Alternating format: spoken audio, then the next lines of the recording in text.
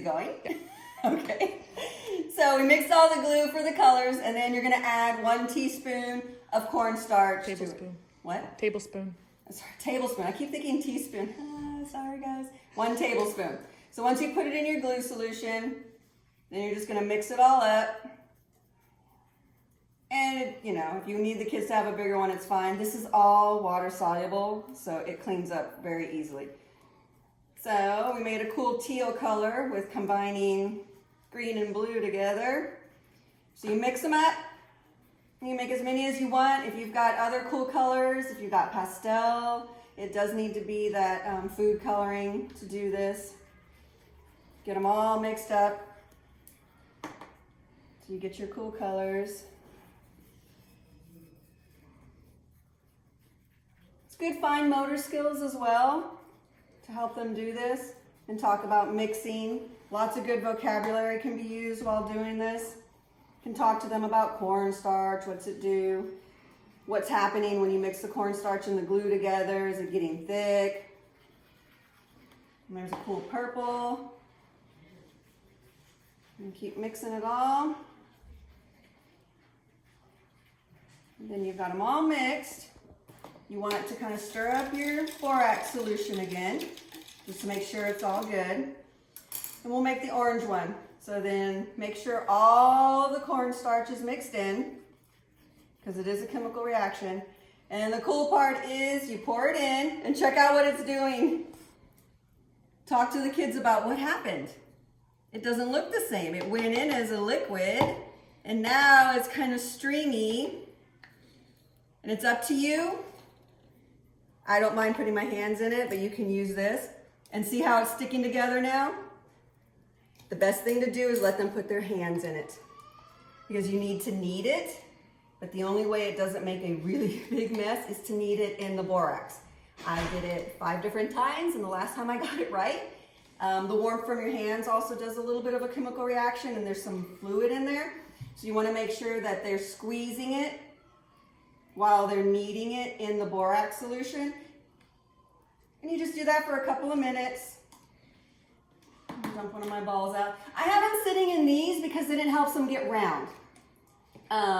They do settle, so over time you can twist them around, because whenever it's done, it kind of looks like that. It looks like a glob of glue, but see, it's got a really cool texture to it. And if you squeeze it and you find that there's still more moisture in it, or glue keeps coming out, then you just put it back in there for a minute, play around with it, knead it in there, and then you let them roll it around, and you just put it in there to set. And then after a few seconds, you turn it around, a few minutes, and then it'll eventually form your cool ball shape. There you go, homemade bouncy balls. I hope you guys have a great day. Thanks for joining us again to make bouncy balls. Bye. Hi everybody, welcome back again for another episode of Cooking with Lisa.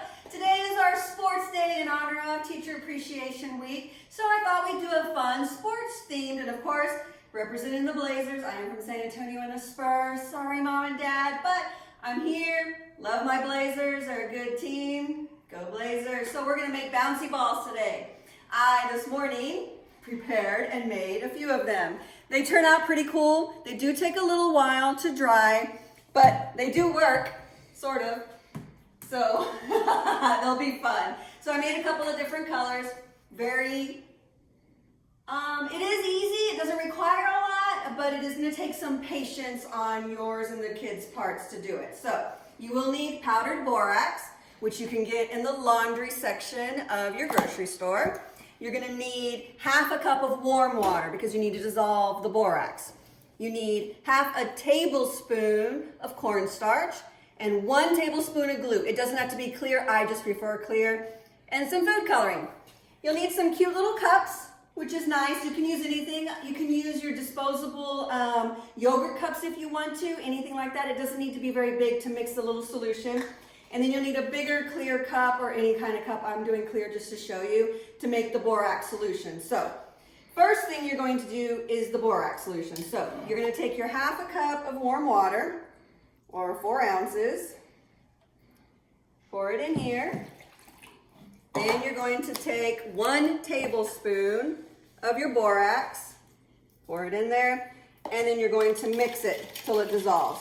And the kids can do this, and you can talk to them about, oh, what's happening? Why does it need to be warm water? Most of the things we're doing with you is science. Pretty much cooking is always going to be science because everything is a chemical reaction as to why it's working. A few ways to alter it are add more borax. Does it change it? Add cold water. Does it do something different? More water. I think the really only chemical change you can do is by adding more borax. So once you got it good and dissolved, then you just set that aside. It's good to use a fork because you're going to need that fork later. Use a plastic fork, mainly because it is going to be glue. Then what I wanted to do is make several different colors. So we're going to fill each little cup with 1 tablespoon of glue. And it doesn't have to be exact. If the kids are doing it and they put a little bit more than a tablespoon, it's not the end of the world. But all of this is stuff that they can do, and it's fun for them. Most of these activities we're trying to find are just things that would be cool and interesting. Granted, the older kids are going to have a little bit more fun with it, but the little guys can play with this too. Last week was really fun because of the shaving cream. It had great smell and it was fluffy. Got some other cool activities we're looking at as well. Then you can let them do colors. I'm going to make orange this time, so we're going to put a couple of yellow and a couple of drops of red, and then we'll make purple again. So you can talk about colors, what makes different colors. Red and blue makes purple. And we'll do a purple one by itself. And, you know, it really doesn't, 2 to 3 drops is more than enough.